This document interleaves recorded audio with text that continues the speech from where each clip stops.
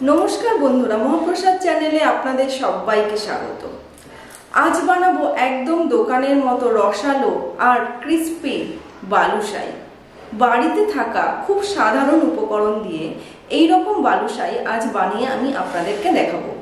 তো আসুন এবার শুরু করি। বালুশাই বানানোর জন্য এখানে আমি 350 গ্রাম ময়দা নিয়েছি। এই ময়দার মধ্যে 1 টেবিল চামচ পরিমাণ বেকিং পাউডার দিয়ে দিচ্ছি।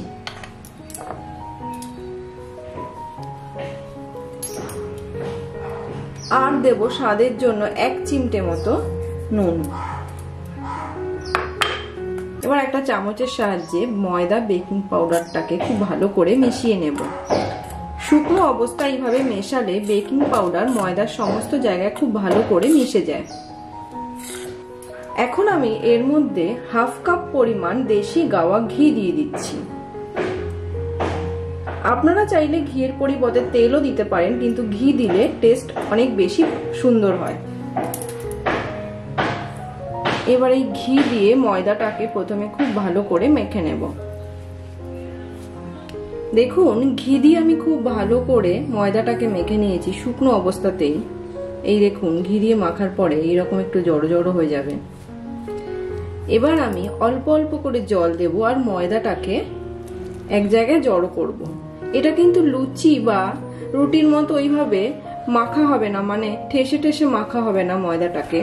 জাস্ট অল্প অল্প জল দিয়ে এক জায়গায় জড়ো করে নিতে হবে। তাই একবারে বেশি জল দেবেন না, তাহলে নরম হয়ে যেতে পারে অনেকটা বেশি। তাই অল্প অল্প করে জল দিতে হবে আর এইভাবে একটা জায়গায় হালকা হাতে মাখতে হবে। একদমই ঠেসে ঠেসে মাখা যাবে না।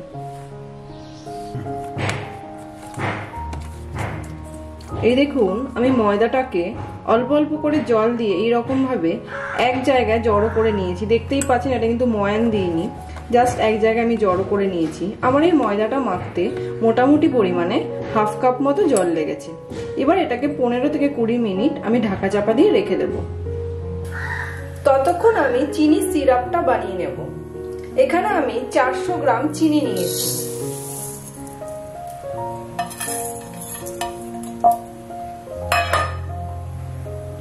গ্রাম চিনির মধ্যে 1 বাটি পরিমাণ জল দিচ্ছি। যদি আপনারা মেজারমেন্ট কাপ ধরেন, সেই হিসাবে মেজারমেন্ট কাপ অনুযায়ী 1 কাপ জল। আর এখানে 4টে এলাচকে জাস্ট মুখ ফাটিয়ে এর মধ্যে দিয়ে দিচ্ছি। চিনির সিরাপটা কিন্তু পারফেক্ট বানানোটা খুব জরুরি, কারণ এই সিরাপের উপরই বালুশাইটা কতটা খেতে ভালো হবে সেটা ডিপেন্ড করছে। তাই চিনি সিরাপটা একদম পাতলা করা যাবে না, আর খুব যে গাঢ় হবে সেটাও নয়, মোটামুটি ঘনত্ব আসবে চিনি সিরাপের।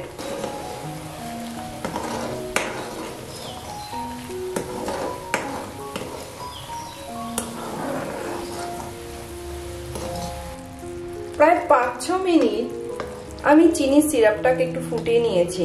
আমি একটু তুলে দেখাচ্ছি অল্প করে। এই দেখুন,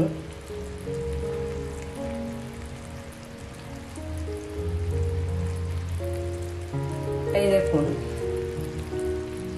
খুব বেশি কিন্তু ঘন হয়নি, আবার পাতলাও হয়নি, মিডিয়াম ঘনত্ব আনতে হবে এই চিনি সিরাপটাতে। এবার এর মধ্যে আমি 1 চিমটে মতো একটু কেশর দিয়ে দিচ্ছি। এতে একটু হলদেটে কালার আসবে। এবার গ্যাসের ফ্লেমটা বন্ধ করে এই সিরাপটাকে একটা সাইডে নামিয়ে রাখবো। 20 মিনিট বাদে দেখুন, আমি এটাকে একটু দেখাবো। দেখুন কতটা লেয়ার এসছে। দেখুন ভেতরটা কতটা ফাঁপা হয়ে গেছে। এইভাবে একটু হাতে এরকম ভাবে মিশিয়ে নিতে হবে। দেখতেই পাচ্ছেন ভেতরটা কতটা লেয়ার এসছে। এইভাবে একটু মিশিয়ে নিচ্ছি। এবার এখান থেকে আমি একটু ময়দা নিচ্ছি। দেখতে পাচ্ছেন এই যে ময়দাটা, এটাকে হাতে এইভাবে প্রথমে একটু জড়ো করে নিচ্ছি আর হাতে এরকম গোল করে নেব।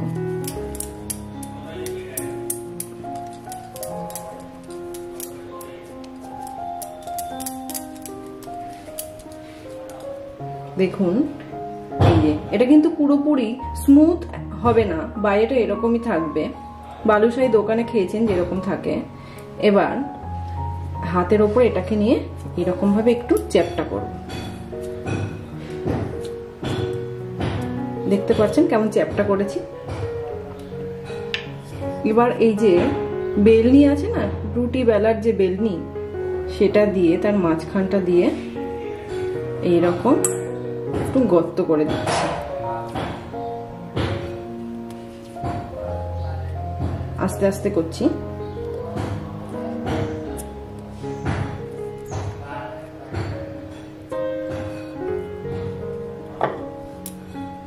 এইরকম দেখুন, এইরকম একটু গর্ত করে দিলাম।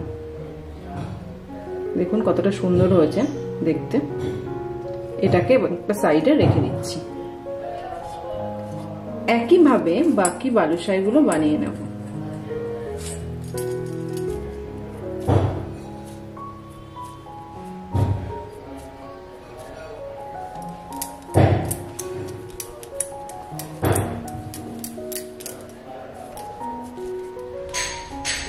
বালুশাহীগুলো ভাজার জন্য আমি এখানে কড়াইতে একটু সাদা তেল গরম বসিয়েছি।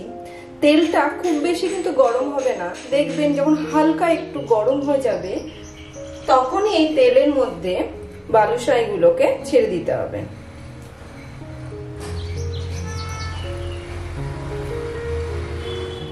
একদম হালকা গরম হতে হবে, বেশি গরম হলে কিন্তু হবে না।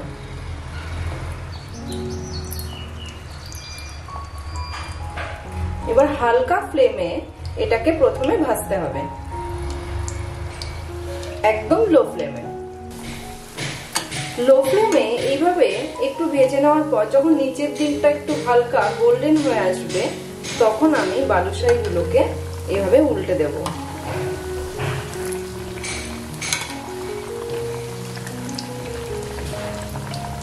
এবার গ্যাসের ফ্লেমটা একদম লো করে দিচ্ছি।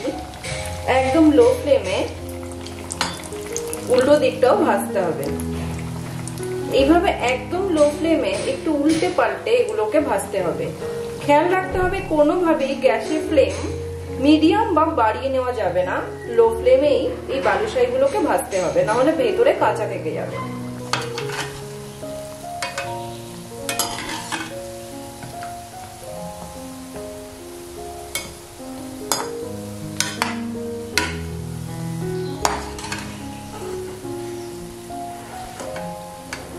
দেখুন এইরকম একটু গোল্ডেন করে বালুশাহীগুলোকে ভেজে নিতে হবে। গ্যাসের ফ্লেমটা আমি বন্ধ করে দিচ্ছি, তার কারণ হচ্ছে পরের যে বালুশাহীগুলো ভাজবো সেগুলো ভাজার জন্য তেলটা একটু ঠান্ডা করে নিতে হবে। আর এগুলোকে তেল ঝরিয়ে আমি তুলে নিচ্ছি।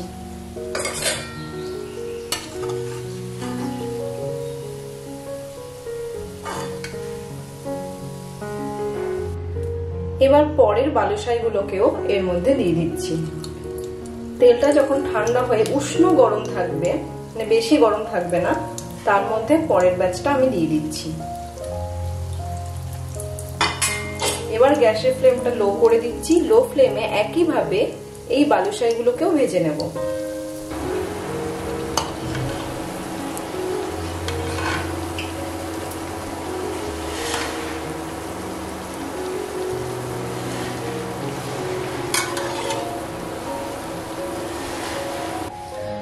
বালুশাহীগুলো ভেজে নেওয়ার পর সিরাপটা যখন উষ্ণ গরম থাকবে তার মধ্যে বালুশাহীগুলোকে দিয়ে দিচ্ছি।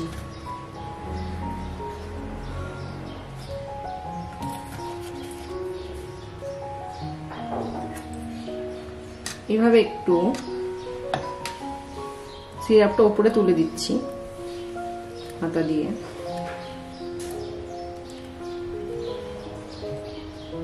এইভাবে একটা সাইড 2-3 মিনিট রাখার পর এটাকে উল্টে দিতে হবে।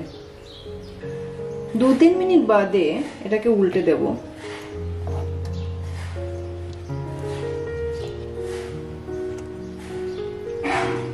এইভাবে প্রায় 4-5 মিনিট রেখে দিয়ে এগুলোকে তুলে নিতে হবে।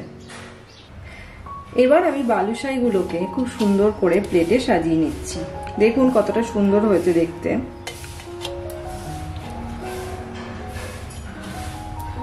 এবার একটু গার্নিশিং এর জন্য আমি এখানে একটু আমন্ড কুচি নিয়েছি।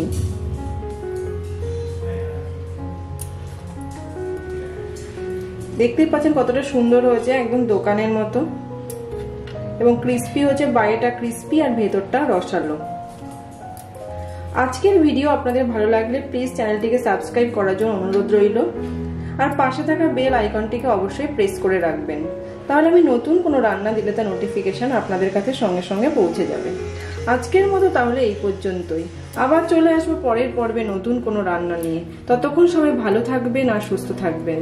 হরে কৃষ্ণ।